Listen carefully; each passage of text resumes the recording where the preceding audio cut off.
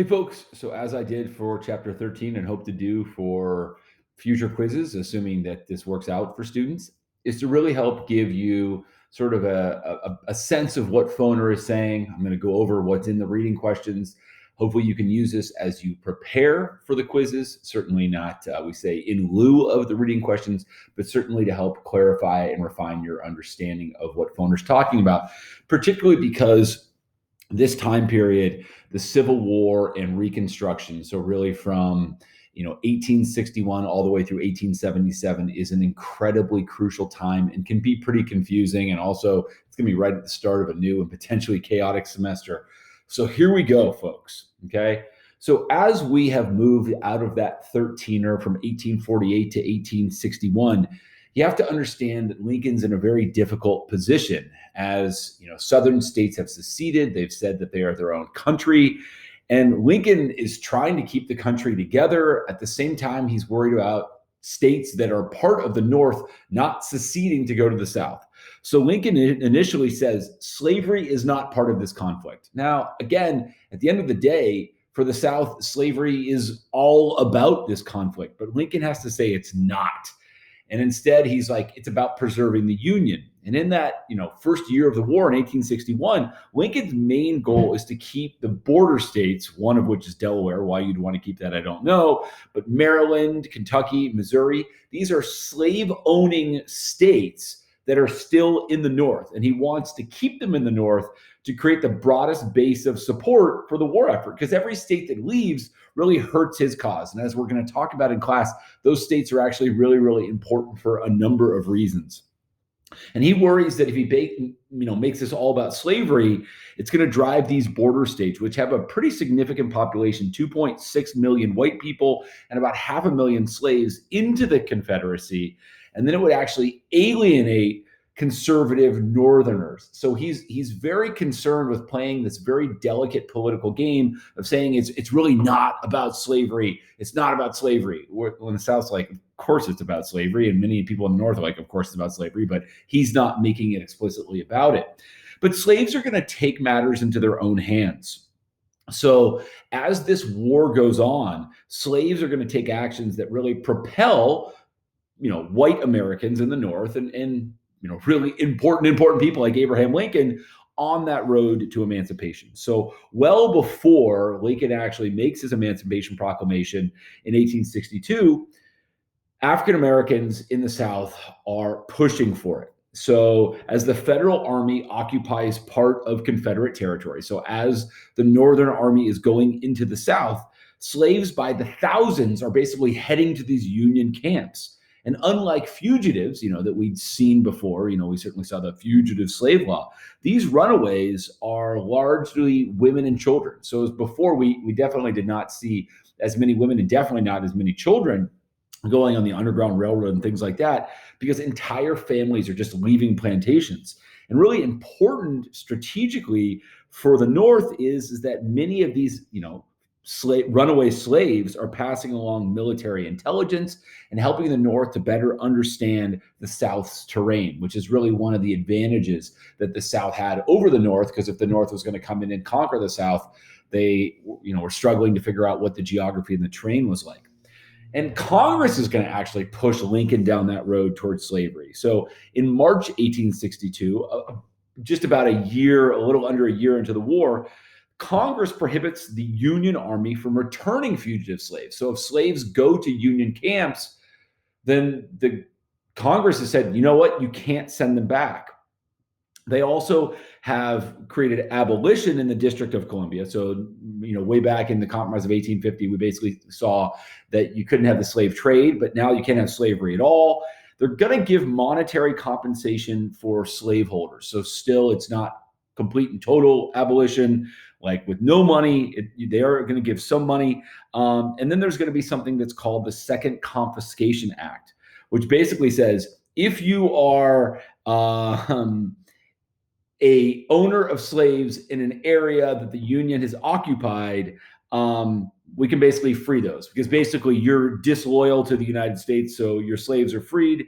And any slaves who escape to the Union lines are going to be free as well. So again, they're sort of pushing Lincoln that way, but Lincoln is still reluctant So even at the end of 1861, which was again that first year of the war, he's like, you know what, border states, like, why don't you like do some gradual emancipation, and the federal government will pay owners for the loss of property. He's just not willing to go all in and sort of rip that band-aid off. And then he goes back to that whole idea that we saw started with the American Colonization Society in 1816. He's like, hey, how about colonization? In mid 1862, which is actually right around the time of the Emancipation Proclamation, he actually meets at the White House with a delegation of Black leaders and is like, hey, why don't you guys encourage African Americans to move out of the United States? And even in 1862, late in 1862, literally the month before he has his formal Emancipation Proclamation in January of 1863,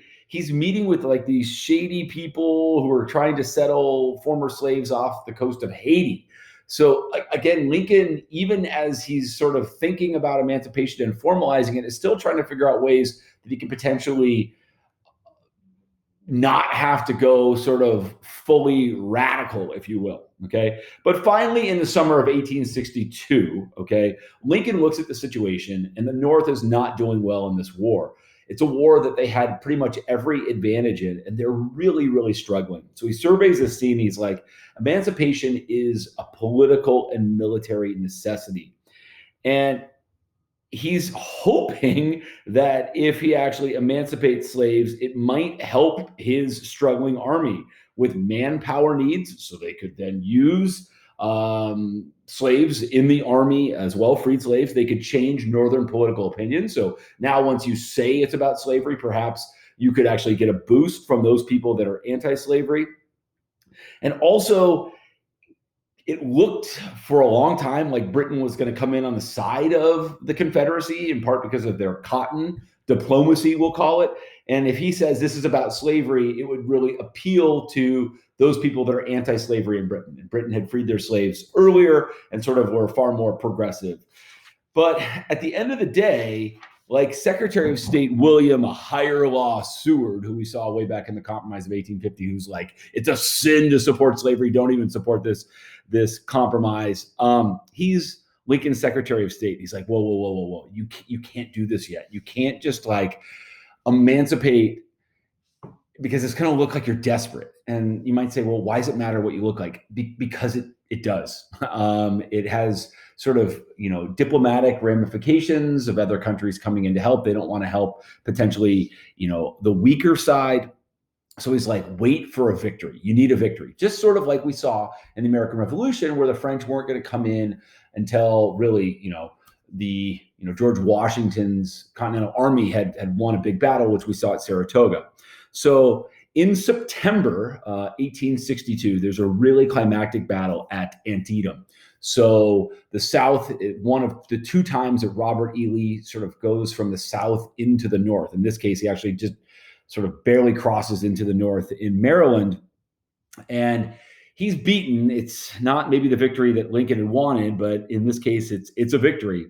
So Lincoln's like, okay, finally, I got my victory. And he issues what's known as the Preliminary Emancipation Proclamation that basically says, South, if you don't sort of stop fighting by the end of 1862, like, 3 months from now, I'm going to emancipate the slaves. So he basically announces what he intends to do at the beginning of 1863 if the South hasn't stopped. Okay. So in the end, the South doesn't stop fighting. So on the 1st of January, 1863, Lincoln signs that formal Emancipation Proclamation. And it's really, really crucial. Back in the days when we had a final exam, this was always like the most missed question on the whole exam, which was like, what did the EP do and what did it not do? So the document did not liberate all the slaves. That's really important to understand. Okay. The Emancipation Proclamation does not actually emancipate very many people at all, because it comes from Lincoln's power as a military commander. It wasn't actually something that was passed by Congress. This proclamation exempted areas that were firmly under Union control, where basically the war had sort of ended. So any place where the North had sort of taken over the South, it didn't free any slaves, okay? And so it also didn't apply to any border states that were still in the Union. And it also didn't apply to the two areas of the Confederacy where the Union had really taken over, which was part of Tennessee and part of Virginia and Louisiana. So what you have to understand here is that for the vast majority of the Southern slaves, like more than 3 million men, women, and children, it didn't do anything. Like it didn't actually free them because the Confederacy is like, well, we're a different country. We're not going to listen to that. And it didn't free anybody in the part of the North that still had slaves. So, like, what did it do? Well, in many ways, it's important to understand that as the Union continues to have more victories throughout 1863, 1864, and 1865, it's going to get closer and closer to emancipation. So it sort of sets this out there that, like, when the North wins, okay, everybody's going to be emancipated. So in 1862 in September, he's like, I'm going to say this on the 1st of January, 1863, if you guys don't lay down your arms. And then it's sort of like, well, okay, so here's what's going to ultimately happen once we win the war.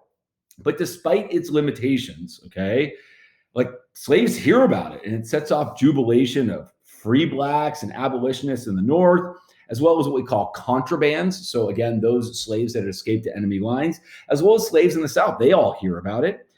And so importantly, by making that Union Army an agent of emancipation and basically bringing together these twin goals of like keeping the Union together, which is what Lincoln always said the war was about, and abolition, this proclamation basically is saying slavery is going to come to an end. So the Emancipation Proclamation doesn't free any slaves really, but it announces that the whole goal of the war is to free slaves.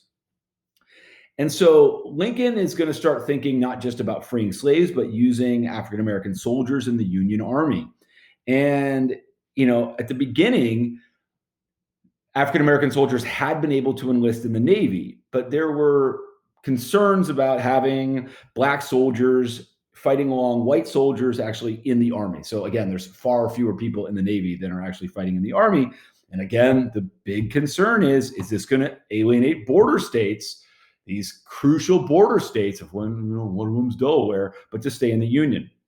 When African Americans were in fact allowed to fight in the Army, they were not treated the same as whites. I know that doesn't probably seem shocking to you, but it's just another sign that, again, it's like, hey, yes, black soldiers, you can fight and you can even die, but we're not going to treat you the same.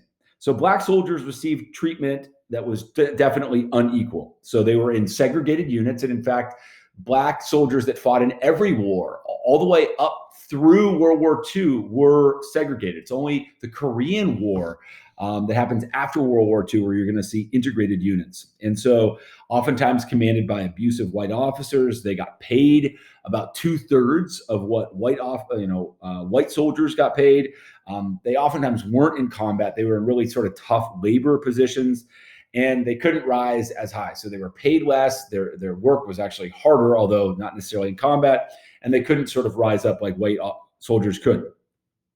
But in many ways, it was the service of African Americans during this war that caused many Republicans, remember, that's the party that's in control in the North, that come to believe that, as a result of what we are seeing, we absolutely have to make sure that African Americans are legally protected once the war is over. And again, you'd say, well, isn't that the whole goal through emancipation? Yeah, but that's freeing of slaves. But freeing of slaves is just the first step. We got to make sure that you can protect people's rights after that. And in fact, Lincoln himself, Lincoln, who in many ways probably was not the most progressive, although he sort of understood the political necessity and as well the military necessity of, equality for African Americans. He starts to come around and he starts to look at the situation. It's not just equality. And he's like, you know what? I think that African Americans need to have the right to vote. So even in 1864, the year before the war is over, he pushes the governor of Union-occupied Louisiana. So again, that was an area that the Union controlled in Louisiana. And he's like, I want to make sure that these soldiers, these black soldiers who are fighting, that they get a chance to vote. Okay. Now, it's important to understand that during the war, again, Congress is still in session. They're trying to make sure that their side can win against the Confederacy, but they're also trying to make sure that, everything keeps improving in the country. So it's really very similar to what we saw sort of in the era of good feeling, where there was like one party in control. In this case, it's the Republican Party. Remember the Republican Party that was elected in 1860 that really drove South Carolina and many southern states to secede. So they're going to take a number of really important actions, many of which were sort of promised in their platform way back in 1860 that was so repugnant to the South. So something really important that we're going to talk about now and also talk about later is called the Homestead Act. And it goes into effect the same day as the Emancipation Proclamation, 1/1/1863. And it offers 160 acres of basically, we're going to call it free, even though it's not totally free, public land to settlers out west. And again, remember, we talked about the 1860 Republican platform as like BTN plus, non-extension of slavery plus farmers. Well, this was the piece for farmers. And it's going to be really important. And we'll talk about what the impact is of sort of moving people out west and sort of this second manifest destiny. But at the same time, in terms of moving people and moving goods, Congress is going to give a huge amount of, money and land, 100 million acres to two different railroad companies, the Union Pacific and the Central Pacific. And it's basically going to say, hey, you can build a railroad basically from the Missouri River to the Pacific coast. So one group is going to leave from Omaha going west, and one group is going to leave from Sacramento going east. And ultimately, when it is completed after the war in 1869, when they have the Golden Spike at Promontory Point outside of Ogden, Utah, in 1869, it's going to reduce that travel time from like 4 or 5 months down to 6 days. And the railroad is incredibly important. So those of you that were, chugga chugga choo choo way back in the, antebellum throwdown, it's even more important, we say postbellum. It's going to create really this truly national market. It's going to spread settlement. And unfortunately, it's going to be really the end of Plains Indians and particularly the buffalo that we'll talk about in a couple of weeks. Okay. But at the same time, when you're fighting a war, you need to make sure that you have money to fight the war. And that's always a challenge. And what we see the North do is particularly illustrative of these challenges. So they're going to increase the tariff to heights that we've never actually seen before, which again is going to promote the growth of Northern industry. That's, again, not surprising. They're Republicans, like the Whigs before them, like the Federalists before them. They're going to impose new taxes on the production and consumption of goods to try to get money so they can fight the war. They're actually going to have the first national income tax, again, taxing people's income to try to generate money for the war. They're going to go pretty deeply in debt by borrowing about $2 billion. So again, wars cost a ton of money. They're also going to print money, known as greenbacks. Unfortunately, that's going to create inflation when, again, you just print money, and again, now everything costs more because there's more money out there. It's going to have inflation in the North. In the South, it's going to be way worse. But at the same time, during this period of Republican control, they're going to pass what's known as the National Banking Act. It's not a new BOTUS, so it's not actually like a third BOTUS, but it is basically a system of nationally chartered banks, like sort of more of a formal banking system that is going to allow for banknotes to be issued as currency. Again, it's trying to, ensure that there's not so many panics. Again, like we have seen up and down and up and down. But unfortunately, within about 10 years of this National Banking Act, there is going to be another panic. Okay. But one of the laws that was passed by Congress, in addition to the Homestead Act and the railway, building this railroad and all the ways that they're trying to rationalize banking as well as raise money for the war, is a draft law. Because after a while, it becomes very, very clear to both the North and the South, they just need more people. And they're not going to be, going with volunteers. They actually have to, what we say, conscript people, conscription, which is drafting people. And there's a controversial union draft law, which basically said, if you're wealthy enough that you could provide a substitute, like, hey, I don't want to fight, here's someone who's going to sub for me, or you could basically buy your way out. You could basically pay an amount of money and be like, okay, I don't have to go. Well, again, there are plenty of poor people that don't have that option, so they're really resentful. And so, many of the workers resent the manufacturers and the, rich financiers who are like making large profits while the workers basically have their salaries going down because of this inflation. And at the same time, on top of that, they may have to fight a war that these other rich guys don't have to fight. And then there's this whole idea that, you know what, like I'm at the bottom of the pecking order, but we're actually fighting to free Black people who could then come compete for us at the bottom, and they might be above us. So this resentment degenerates into outright violence in July of 1863. So what we see with the resentment against the draft law is days of rioting in New York City, known as the New York City draft riots. And the mob of people, composed largely of Irish immigrants, they basically mess up New York pretty bad. They take out the draft offices. They go after, they try to attack the mansions of wealthy Republicans. They go after sort of industrial establishments. They attack free Black people in New York. It's ugly, and it's 4 days, and it's really, really ugly. And in many cases, it seems like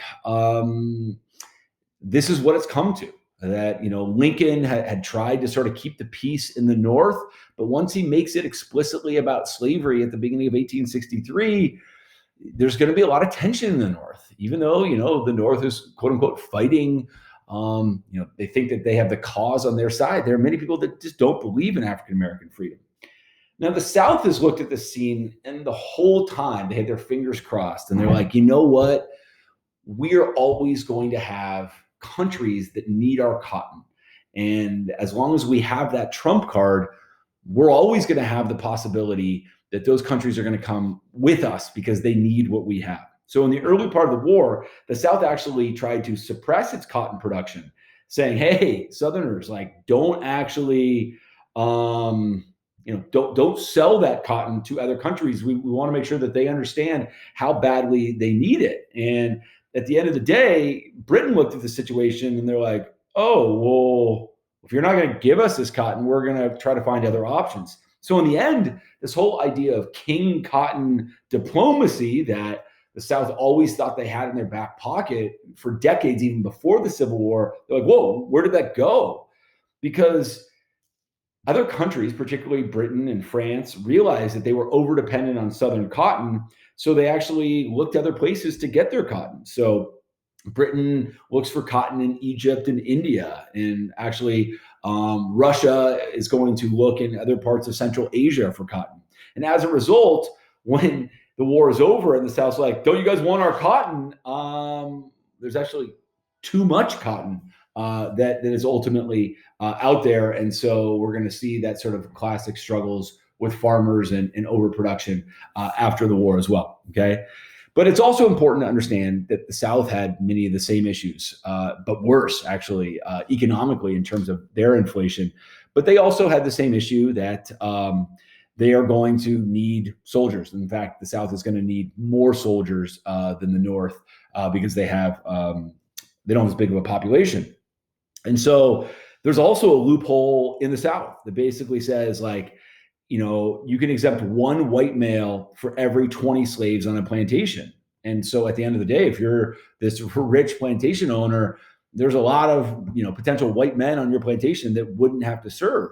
And what we call the 20 Negro provision convinced many of the poor white farmers who didn't have that sort of opt out. They looked around and they said something that is going to become an expression that is used often throughout history, all the way up really through the Vietnam War, that this is what we call a rich man's war, but a poor man's fight. And that creates great resentment where people are looking around saying, wait a second, we're not the ones who declared this war. We're not the power brokers. We're not the players, but we're the ones on the ground that are dying.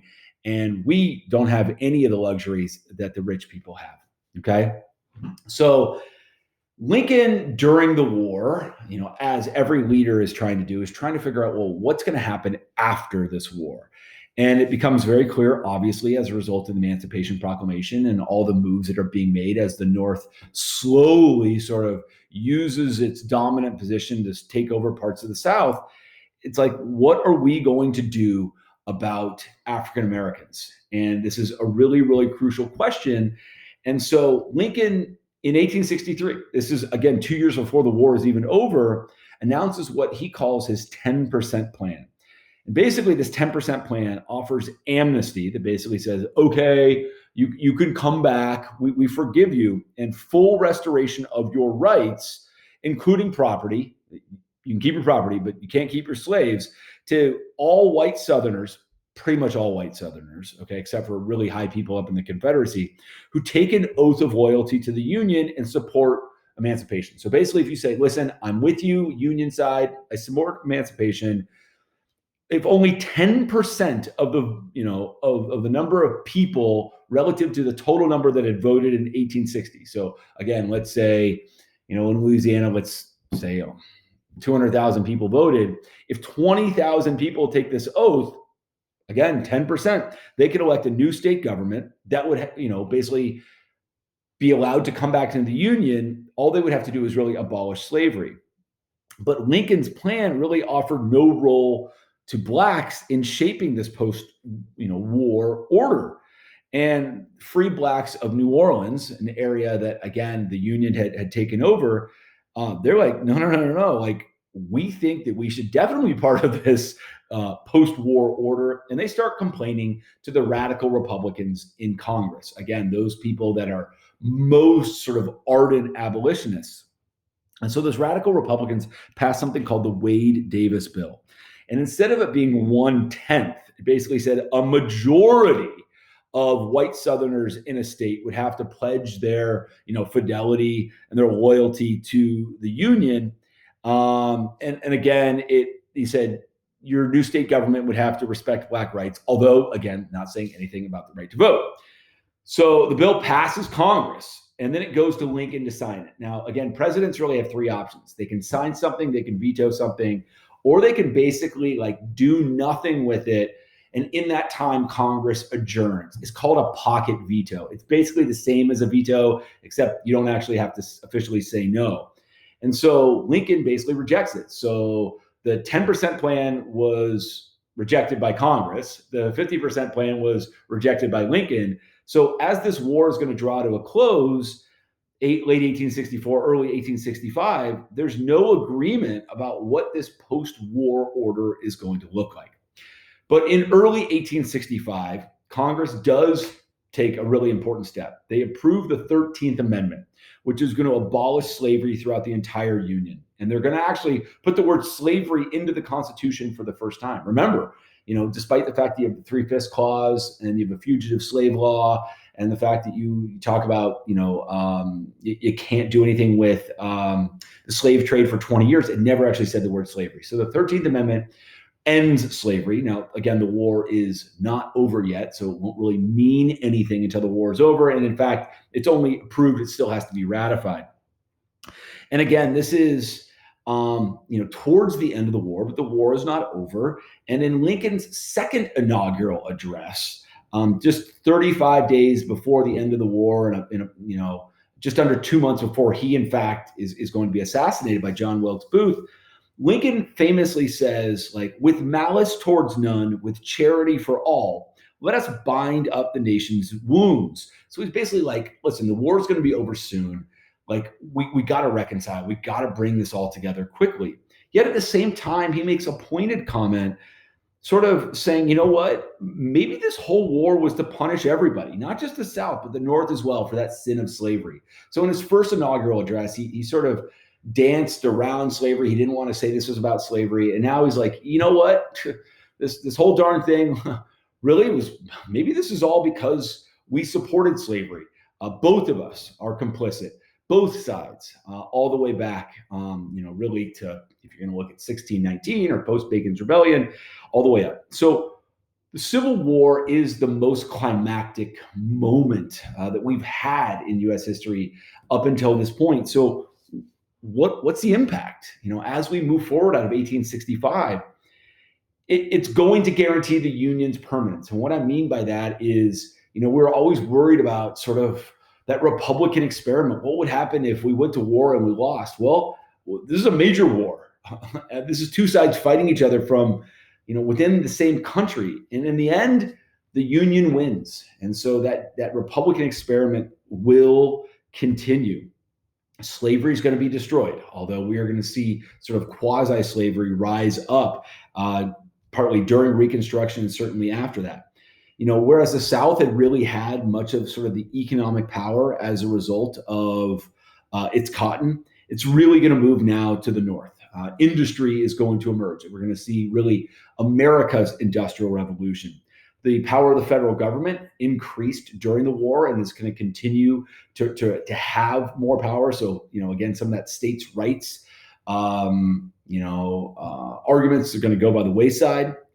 You're going to see a truly sort of more modern American economy that certainly goes along with that industrial age. And at the same time, we're going to see in that post-war agenda the question of how are we going to protect African American rights and how are we going to define their freedom. But in the end, even though one side wins, the North, and the South loses, in some ways they both lose. And the South had gone to this war to protect slavery. They lose that. Okay, the North had gone into the war in many ways with this idea of the small independent farmer. In some ways, I know that seems like a very sort of Jeffersonian idea, but again, that is certainly something that the Republicans had stood for, making sure that white independent farmer could sort of stake his land and move his way up the food chain. We saw that going all the way back to Wilmot Proviso and the Free Soil Party and all that. But we're going to see truly the industrial age emerge, where that little guy is basically going to get screwed as a result of what we're going to see in that post-Civil War. So once we're out of the war, we need to discuss what's going to happen during this era that we know as Reconstruction. And so we're not going to get into all the politics of Reconstruction in this particular quiz. We'll do that in the next quiz, but we do need to understand what happens to African Americans that are freed. So when we talk about freedom, just sort of definitionally, what that means is no longer can they be, punished by their masters. No longer are you going to have the separation of families. No longer can education be denied. No longer will there be the same sort of rampant exploitation of Black women by their owners. And in theory, you should have the sharing of rights and opportunities that all white people have had with Black people. Now, again, this is what you should hope will happen. Unfortunately, it doesn't in all the ways that we talk about. And we're going to see that as we go through the 12 years of Reconstruction into the Jim Crow era that really runs from 1877 all the way up through the 1950s and 1960s in the American Civil Rights Movement. But one of the really great stories that emerges out of African American freedom is the family. And again, families had been separated during slavery. Children, wives, parents sold off with really, blatant disregard for the family unit. And former slaves are going to make remarkable efforts to travel around to try to find, again, their kids, their parents, their spouses. And at the same time, you're going to see that there are, white people that are like, wait a second, all of a sudden, the slaves that we used to have that in some cases actually you did see African Americans go back and working for their former masters now for pay, but they're like, well, they don't want to do the same type of work anymore. And they're like, yeah, because we're free now. And so many Black women were like, I would like to stay at home to be with my family if I can. And many Black men sort of like, if my wife can stay at home, like that's a sign of my own economic power. Now, unfortunately, just the dire straits that you're going to see with African American poverty in the South due to really the economic restrictions that they face, even when quote unquote free, is going to force both Black men and Black women, and in many cases, Black children to work as well. Another institution that really brings people together besides the family, which is not necessarily an institution, is the Black church. Now, you have to remember that, masters really controlled what slaves could do and how they could worship. So, there was in many ways sort of a creation of the Black church that you're going to see throughout the South. And it's going to be something that's truly independent of white control. And it's not just a place of worship, which is so important for many of these slaves who've been denied their own religion. but it also functions in many cases for educational purposes, social purposes, and political gatherings. So it becomes really the hub of the Black community, and many Black ministers are going to play a pretty important and prominent political role. Now, education, and we talked about this. We've talked about this previously. African Americans were denied education in many ways because masters thought that this would allow them to read abolitionist propaganda and get them to think about rebelling. So now all of a sudden there is this opportunity to get an education, not only just to be able to read the Bible, which was the reason that you actually had education back in the colonial days, going back to New England in like the 1600s, but to be involved really in the economic marketplace, to take part in politics once that really emerges in about 1867. And there's going to be schools for young kids all the way up through adults. And you're going to see Northern missionary societies that come down to the South. You're going to see a really important, although not terribly successful, government organization called the Freedmen's Bureau. You're going to also see a group that's called the Union League. You're going to see the first, what we call HBCUs, historically Black colleges and universities, like Fisk University in Tennessee and Hampton Institute in Virginia. And of course, the Mecca, Howard University in Washington, D.C., that Coates talks about, okay? And so the North, particularly the radical Republicans, are going to look at the South and they're going to say, we need to reconstruct it. And we want to reconstruct it in a way that we think is most beneficial. So the North looked at this and said, we believe that emancipated Blacks should enjoy the same economic opportunity as Northern workers. Again, we're going to try to sort of take our Northern model and put it on the South. And at the same time, we're hoping that the South will come to, resemble the North with its public schools, its small towns, its independent farms. And again, we can have the North and the South really two strong economic engines. But the reality is that these Southern planters are looking around and they're like, well, we don't have slaves anymore, but we want to, get cotton back off the ground, and we want to establish a labor system as close to slavery as possible. And you've got former slaves that are looking around. They're like, well, we want money, and really all we know how to do is work the land. So we'd like to have land of our own. And so you're going to see this sort of conflict where the North wants the South to get back on its feet economically. And in order for the South to do that, they're going to need labor. And in fact, many of these, freed people had those skills. And so you're going to find yourself back in a very, very difficult position. And the organization that was sort of, given the mandate to try to handle this is known as a Freedmen's Bureau. And under the direction of Oliver O. Howard, yes, Howard of Howard University, this Freedmen's Bureau is going to take on the responsibility that is incredibly daunting. And in fact, it feels much more like the New Deal of the 30s during the Great Depression under FDR, or even what we call the Great Society under LBJ in the 1960s, than it does to, like the 1860s and 1870s. This is a huge effort by the federal government to provide social welfare, which again, the government had not done, in 1819 and 1837 and 1857. They were not about really extending themselves to help poor people. The Freedmen's Bureau was supposed to establish schools, provide aid to the poor and the indigent, to settle disputes between Blacks and whites, particularly over land, and to try to make sure that former slaves and poor white people could get equal treatment before the courts. Now, the Freedmen's Bureau only lasts 5 years, from the end of the war in 65 to 1870.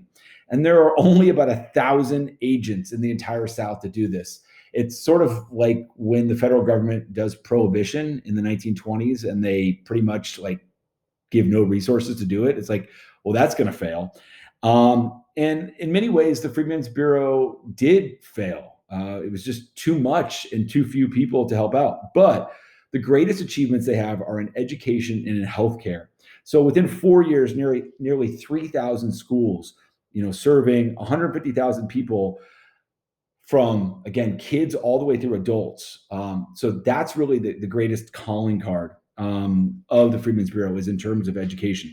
At the same time, they do take control of hospitals throughout the South, and they provide medical care for Black and white Southerners. So it's important to note, this is not just for Black people. in many cases is also for poor whites as well. But the economic reality that freed people face is quite a harsh one.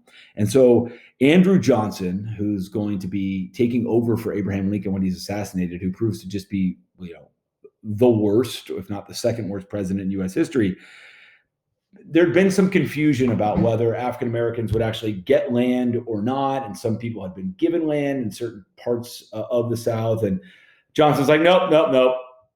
You don't get any land, and it needs to go back to its former owners. And you've got some major conflicts that go down, but in the end, African Americans are going to lose land that they just briefly had. And a committee of former slaves draw up a petition. They send it to Oliver Howard. They send it to Johnson, and they're like, listen, like, you don't understand. Freedom means nothing without land. Like, if we don't have land, we're basically still slaves.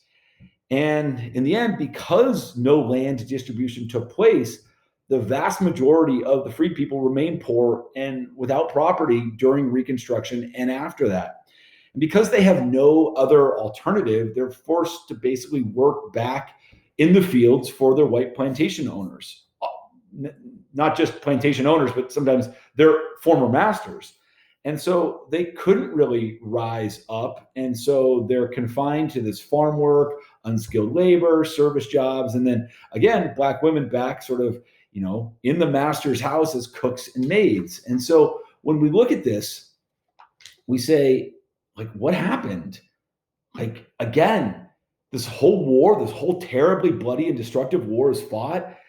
And freed people have this great sense of betrayal. And they say, we got nothing out of this. And that sense of betrayal is not just in that moment, it's decades and in some cases centuries old. So this compromise that you're going to see is this institution of sharecropping that's going to be part of sort of the lower South and the Cotton Belt and sort of much of the old sort of tobacco belt in Virginia and North Carolina.